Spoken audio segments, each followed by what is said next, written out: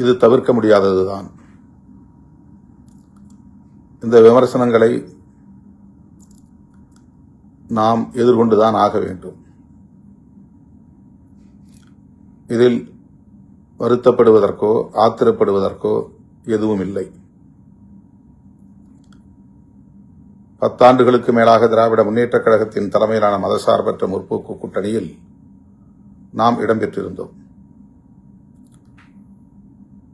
இந்த சட்டப்பேரவை பொதுத் தேர்தலில் அதிமுக பாஜக இடம்பெற்றுள்ள அந்த கூட்டணி வெற்றி பெற்றுவிடக்கூடாது, ஆட்சி அமைத்துவிடக்கூடாது என்பதை மட்டுமே நாம் ஒரு இலக்காக வைத்து தேர்தல் பரப்புரைகளை மேற்கொண்டோம். தீவிரமாக அவர்களை எதிர்த்து களமாடினோம். நாம் எதிர்பார்த்ததைப் போல அதிமுக பாஜக கூட்டணி வீழ்த்தப்பட்டு விட்டது. பாரதிய ஜனதா ஒரே ஒரு இடத்தில்தான் வெற்றி பெற்றது. அவர்கள் இங்கே பெரிய அளவில் அரசியல் செய்ய விரும்பினார்கள், காலூன்ற விரும்பினார்கள்.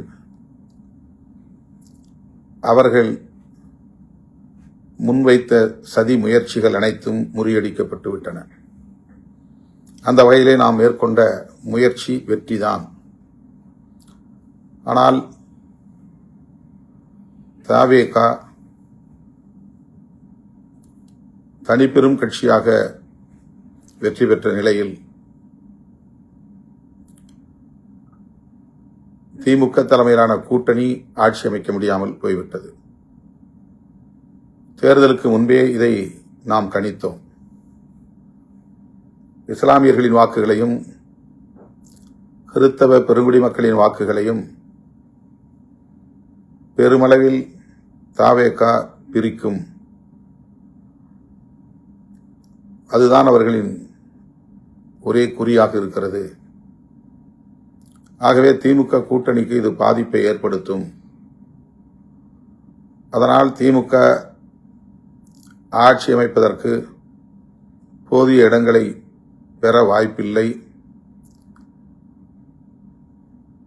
குறைந்த இடங்களில் ஆட்சியை கைப்பற்றுகிற வாய்ப்பை இழக்கும் என்ற ஒரு யூகம் நமக்கு இருந்தது. அதாவது திமுக ஆட்சி அமைப்பதற்கு போதிய இடங்கள் கிடைக்காது, ஆனால் தனிப்பெரும் கட்சியாக அது வெற்றி பெறும் என்று நான் யூகம் செய்துதான் நானும் சட்டமன்றத்திற்கு வர வேண்டும், தமிழ்நாடு அரசியலில் தீவிரமாக ஈடுபட வேண்டும் என்று எண்ணி தேர்தலில் போட்டியிடுவதாக அறிவித்தேன். தேர்தலுக்கு பின்பு தவேக பெறுகிற வாக்கு சதவீதத்தை வைத்து அரசியல் சூழல் வெகுவாக மாறும், அணி சேர்க்கைகளும் மாறும் என்று தேர்தலுக்கு முன்பே நான் கூறியதை நீங்கள் கட்டாயம் நினைவில் வைத்திருக்கக்கூடும். ஆனால் தவேக தனிப்பெரும் கட்சியாக மாறிவிட்டது. தவேகவுக்கு ஆட்சி அமைக்கிற அளவுக்கு குறைந்தபட்ச இடங்கள் இல்லாத நிலையில் தடுமாறும் நிலை ஏற்பட்டுவிட்டது. ஆட்சி அமைக்கும் அளவுக்கு இடங்களை பெற்று இன்னும் கூடுதலாக சில இடங்கள் தேவைப்படுகின்றன என்கிற நெருக்கடிக்கு அது தள்ளப்பட்டு விட்டது. ஆக இந்த நிலையில்தான் திமுக கூட்டணியில் இடம்பெற்ற கட்சிகள், குறிப்பாக காங்கிரஸ், வேக வேகமாக தவேகவுக்கு ஆதரவு என்ற முடிவை எடுத்து அவர்களோடு கைகோர்த்து விட்டது. யாரும் எதிர்பார்க்கவில்லை, இவ்வளவு வேகமாக அவர்கள் இந்த முடிவை எடுப்பார்கள் என்று எதிர்பார்க்கவில்லை. இந்த நிலையில்தான் நம்மோடு தொடர்ந்து பயணிக்கிற திமுக கூட்டணியில் இருக்கிற இடதுசாரி கட்சிகள் என்ன முடிவெடுக்கப் போகிறார்கள், அந்த முடிவை நாம் காத்திருந்து